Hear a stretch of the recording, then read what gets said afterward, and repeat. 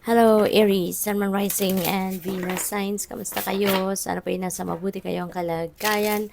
Welcome back po sa Star Tarot. At kung bago kayo dito, welcome din po kayo. Please subscribe, like, share my videos, and leave me a comment po kung nakaresonate kayo. Thank you.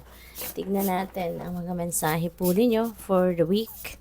First message ninyo, bearing fruit. Ayan. So, this is exciting, no? Napakaganda ng message na to. Nagpapahiwatig na lahat, no, ng effort na ginawa ninyo, lahat ng tiyaga, no?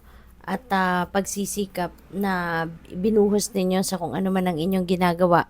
Po pwedeng trabaho, career, business, relationship. It could be in any area of life na pinagsisikapan ninyo, pinagtatrabahuan ninyo ay ngayon it's bearing fruit.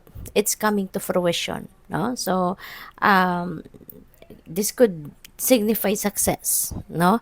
Maaring kung ano man yang e-effortan ninyo, pinagsisikapan ninyo, yan ay mamumunga na at maaring you are going to reap the rewards of your hard work, no? At this time. Kaya napakaganda. So good luck po. So what else? We have birds of a feather. Wow. So, birds of the same feather flock together, 'di ba? Yun ang kasabihan. So, feeling ko you are going to find like-minded people, no? Mga siguro you are going to meet uh, new people sa ngayon na maaaring maging kaibigan mo, maging kasangga mo, 'di ba? Someone that will be very supportive of you, no? You will be on the same wavelength, you will be on the same, yung parang ano kayo, in sync kayo sa bawat isa, at pwedeng meron ditong partnership, no, na mabubuo between you and another person, or maybe you are going to work in a team. Pwedeng may collaboration, no? Pwedeng merong project na pagtutulungan. Maaaring meron ditong mga magiging kaibigan ka na mapagkakatiwalaan mo, na mapagsisharean mo ng mga sikreto mo or mga iniingatan mong mga impormasyon or parte ng sarili ninyo, yung ganon, no?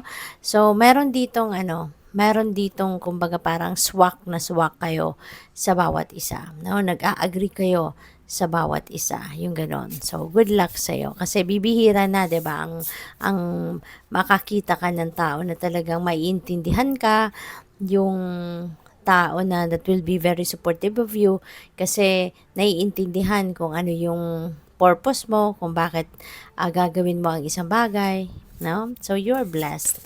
We have number 38, endless possibilities. Napakaganda. Walang katapusang biyaya, no, of opportunity and possibility. So, napakaganda kasi parang tuloy-tuloy, no, ang flow ng sa inyo, ng opportunities and possibilities. So, napakaganda. Parang hindi kayo mauubusan ng gagawin dito, no? Hindi kayo mauubusan ng blessing dito. So, what else? We have close encounters. Ayan. So, feeling ko, ang iba sa inyo rito, Aries, you will have time or more time para sa sarili mo. No? Maaaring magkakaroon ka dito ng mas maraming oras para mas makilala mo ang inyong sarili. Mas magkakaroon ka ng maraming oras para go deep within you, makakapagnilay-nilay, makakapag muni-muni, at mas kikilalanin mo dito yung sarili mo or mas marami kang madidiscovery about yourself, no? So, good luck sa'yo. Tignan natin kung ano pa. And by the way, Aries, maraming salamat for supporting my channel. Thank you for subscribing, and if you haven't subscribed yet, subscribe na po kayo. Thank you. And also, please click the join button sa baba ng video kung gusto po ninyong mag-join sa membership sa channel. Thanks. At pati na rin sa mga hindi nag-skip ng ads po, maraming salamat for your support. At sa mga cross-watchers, hello po sa inyo. So, next message ninyo is transformation. Okay? So, sabi dito, reach out for the power and strength to make changes, enrich your life, and become the person you want to be. So, napakaganda kasi ang transformation na 'to is a personal transformation. Magsisimula kayo ng pagbabago sa sarili ninyo. Maaaring meron ditong pagbabago ng perspective, maaaring pagbabago ng approach ninyo sa buhay, maaaring magkakaroon kayo rito ng pagbabago on how you carry yourself, on how you navigate your life. Pupuwede rin na meron ditong pagbabago ng paninindigan, belief system, 'di ba? Or baka gusto rin ninyong ano dito, gumawa ng something para ma-improve ang inyong sarili, to empower yourself, to reinvent yourself, yung gano'n, no? Lahat ng pagbabagong ito, it feels like you're going to start, no, sa sarili ninyo muna, no? And then it will also kumbaga lead towards changing sa kung ano man ang the outside world, kumbaga, no? So, maaaring magki-creating kayo ng pagbabago dito sa trabaho ninyo, sa environment ninyo, yung mga ganon, no? So, your next message is the world, no? Sabi dito, be open to new possibilities in all areas of life, no? Kasi nga, sayang, 'di ba? Kung yung mga biyayang ito, mga oportunidad na to and various possibilities na ihahain sa iyo ng universe, hindi ninyo papansinin, 'di ba? Kaya nire-remind kayo dito, no? Ini-invite kayo na maging bukas kayo sa mga bagong opportunities and possibilities that the universe is presenting you, 'di ba? Sa ngayon kasi endless possibilities ito, no? Yung tuloy-tuloy ang flow ng mga iba't ibang klaseng posibilidad na ito, no? Anything is possible, okay? So, yung third message ninyo is angel. Your angels are guiding and protecting you on your spiritual journey. So, this is really, really beautiful. You are so blessed, no? Bigla akong nagka-goosebumps.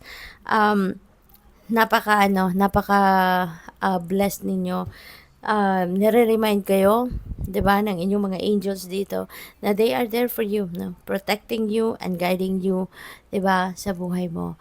Maari na ang karamihan sa inyo Aries, you're always praying sa inyong mga guardian angels. Maybe you're always having a conversation with your angels, no? And the rest of your spirit team. No, kaya lagi silang nandiyan diyan, laging presente sa lahat ng ginagawa mo, lahat ng plano mo, sinusuportahan ka nila, yung gano'n, no? So, congrats and good luck. We also have owl. There are spiritual messages and great wisdom to be found during this period of transition. So, aside from marami kayong matututunan dito sa transition or sa transformation na gagawin ninyo sa buhay ninyo, aside from that, marami din kayong mga spiritual messages, intuitive messages, no, na maririnig, no? Marami din kayong mga spiritual messages na matututunan, malalaman, and wisdom, no? You are also going to gain a lot of wisdom, no, from this transition. Kaya this is excuse me, this is a period wherein marami kayong matututunan, and at the same time marami din kayong mga bagong ganap sa buhay na aasikasuhin, no? Or i-welcome sa buhay nyo. So, good luck. Tignan natin kung ano pa ang mga mensahe para sa inyo, Aries.